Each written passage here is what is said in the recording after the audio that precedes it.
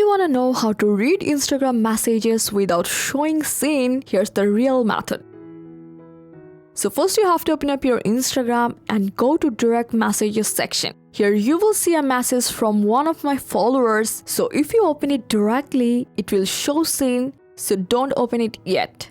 So you just have to go to the search icon and tap search for the username of the person whose message you just want to read. Now open their profile, tap on the three-dot menu and select restrict. Don't worry, this will notify them. Now go to your direct messages section again and open the request tab. Here you will find the message from the person you just restricted and tap on the message and you can easily read all of it safely. You will notice that the seen status doesn't appear from the other side, meaning they won't know you have read the message.